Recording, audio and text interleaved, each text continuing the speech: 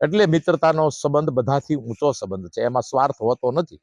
તો એવી રીતે ત્રિલોકનાથજી બાપુ અરે મારે એવો મિત્રતાનો સંબંધ અને બહુ પ્રેમ કરતા. એકવાર રાજુલા એનો એક કઈક કાર્યક્રમ હતો અને ત્યાં એક કુંભારના વાટલિયા પ્રજાપતિના એક માળી હતા અને એની વાત છે આ. ત્યારે મને આમંત્રણ આવ્યું તો હું પણ ગયો. બાપુ ને અમે બધા મંચ ઉપર બેઠા હતા, મારી બાજુમાં ત્રિલોકનાથ બાપુ હું હતો.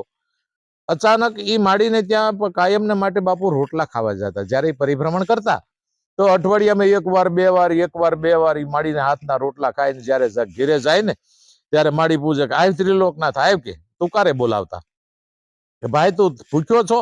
તો કે ખાધું છે ક્યાંય? તો કે નાના માડી મારે ખાવું છે એટલે તું અહીં આવ્યો છું.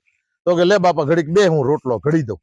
અને દુજાણાની સગવડતા એટલે બાપુ બેસે ત્યાં થોડીક વારમાં રોટલો ઘડી અને તૈયાર કરે, માખણ કે દહીં અને રોટલો ને એવું પાસે બેહારીને ખવડાવે. આ ત્રિલોકનાથ બાપુએ મને વાત કરેલી કે આવી રીતે હું આ માને ત્યાં જાતો. અને અચાનક ઈ મંચ ઉપર અમે બેઠા હતા અને માડી જયારે ગેટમાં આવતા હતા ત્યારે એ ભાળી ગયા. મેં કીધું બાપુ ઉભા થયા. મેં કીધું કેમ બાપુ ઉભા થયા? આને ઊભું થવાનું ન હોય.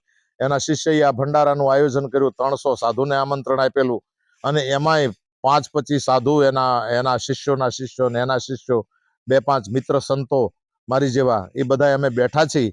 અને બાપુ ઉભા થયા એટલે બધાને એમ થયું બાપુ કેમ ઉભા થયા? એટલે હું ઉભો થયો. મને કે હાલો બાપુ મારી હારે. મેં કીધું હાલો. અમે બે હાલતા થયા અને બીજા સંતો બધા પાછળ આવવા મળ્યા. જ્યાં અમે ગેટ તરફ ગયા ને, ક્યાં જવું છે એ તો મને ખબર નહોતી, પણ ગેટ તરફ જયારે ગયા ને ત્યારે એક માળી લાકડીને ટેકે હા કેડેથી વાંકા વળી ગયા અને વૃદ્ધ અવસ્થા એ હાલ્યા આવતા હતા. એની હારે એક નાનો દીકરાનો દીકરો એ પડખે હાલ્યો આવતો હતો. ગયા એટલે બાપુએ જય અને માડીને પ્રણામ કર્યા. બા ઓળખો છો? તો કે ભાઈ ત્રિલોકનાથ છો ને તું? તો કે હા માં, હું ત્રિલોકનાથ.